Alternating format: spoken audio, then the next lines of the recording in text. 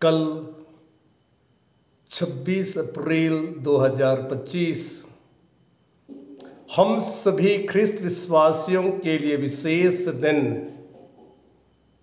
हम सभी हमारे प्यारे संत पिता फ्रांसिस को इस दुनिया से विदाई करने वाले हैं।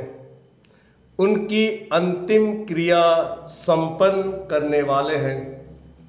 उसकी दफन विधि में हम सम्मिलित होने जा रहे हैं।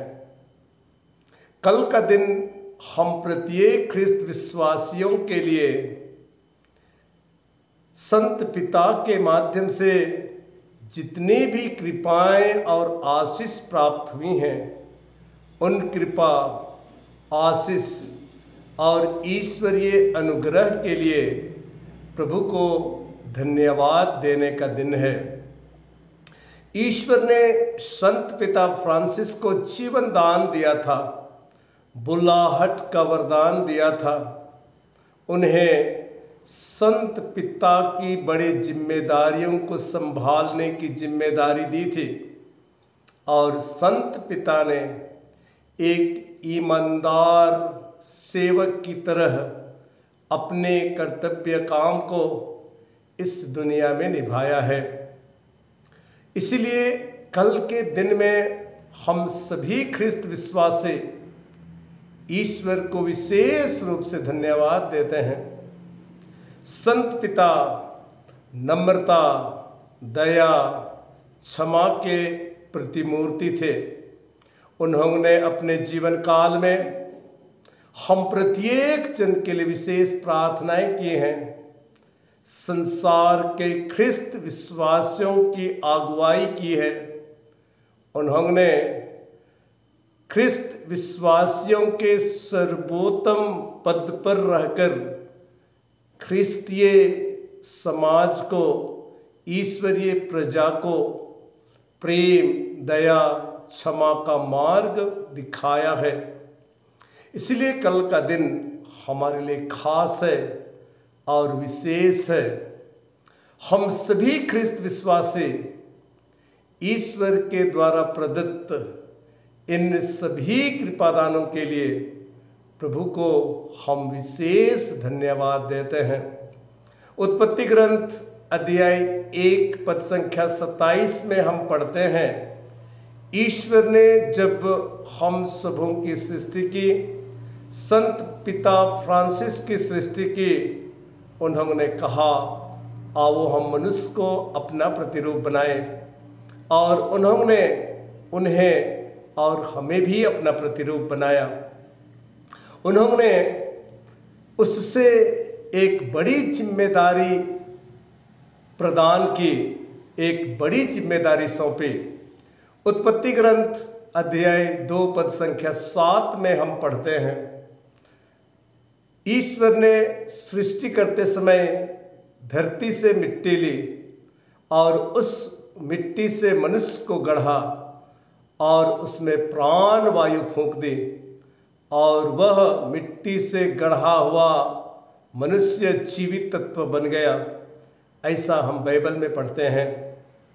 ये हमें दर्शाता है कि हम मनुष्य ना सिर्फ शरीर हैं, बल्कि शरीर और आत्मा एक साथ है। शरीर, हाड़ मांस का सुंदर शरीर इस दुनिया का है और ये शरीर तब तक जीवित रहता है जब इसमें ईश्वर का आत्मा निवास करता है। और जब ईश्वर का आत्मा इस शरीर से चली जाती है तो हमारी मृत्यु हो जाती है। और आत्मा ईश्वर से आई थी और ईश्वर के पास ही चली जाती है। आज के दिन में हम इस सत्य पर विशेष चिंतन करते हैं।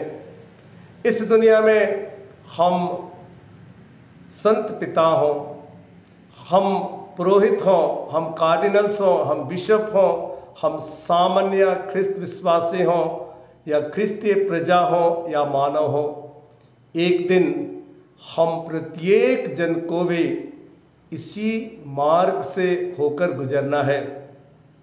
हमने इन दिनों पास्का पर्व मनाया। और पास्का पर्व में हमने चिंतन किया कि मृत्यु के बाद भी एक जीवन है जो अनंत है, जो सदा सदा बना रहने वाला है। प्रभु यीशु ख्रिस्त दुख सहे, क्रूस पर मरे और तीसरे दिन जी उठे। इस घटना के माध्यम से हम अपने लिए भी संदेश पाते हैं। संत पिता तो इस दुनिया के रंगमंच से अपना अभिनय पूर्ण कर, अपना अभिनय शानदार ईमानदार कारिंदे के समान पूर्ण कर अनंत जीवन में प्रवेश कर गए। अब हमारी बारी है। हमें भी संत पिता से सीखने की आवश्यकता है। किस तरह से इस प्रेम के जीवन को जिया जा सकता है, किस तरह इस दया, क्षमा और आनंद के जीवन को जिया जा सकता है। और संत पिता के द्वारा बताए गए मार्ग में चलते हुए हम भी अनंत जीवन के अधिकारी बनने के लिए अपने आप को तैयार करें। आज हम संत पिता के लिए विशेष प्रार्थना करते हैं और दुनिया के सभी लोग आज प्रार्थनाएं कर रहे हैं। एक साथ मिलकर हम प्रार्थना करें कि संत पिता की आत्मा को ईश्वर अनंत शांति प्रदान करे।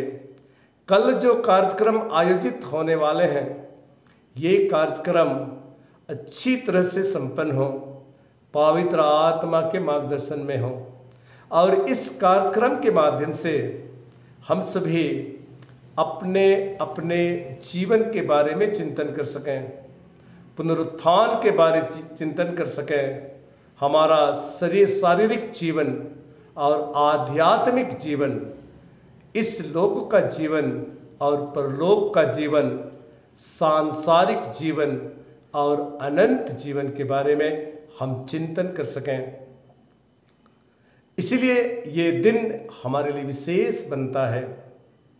हम विशेष प्रार्थना करें, हे परम दयालु पिता ईश्वर, हे पवित्र आत्मा ईश्वर, हे हमारे मुक्तिदाता यीशु ख्रिस्त, हम प्रत्येक जन पर अपनी कृपा और आशीष बरसाइए।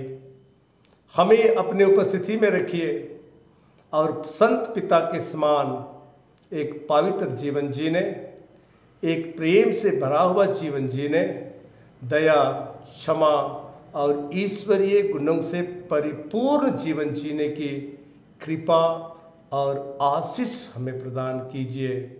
हे परम दयालु पिता परमेश्वर, हमारे प्यारे संत पिता की आत्मा को अनंत शांति प्रदान कीजिए।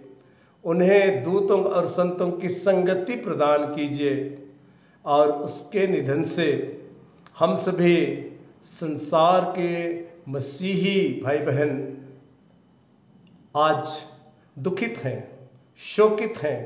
हमें सांत्वना प्रदान कीजिए।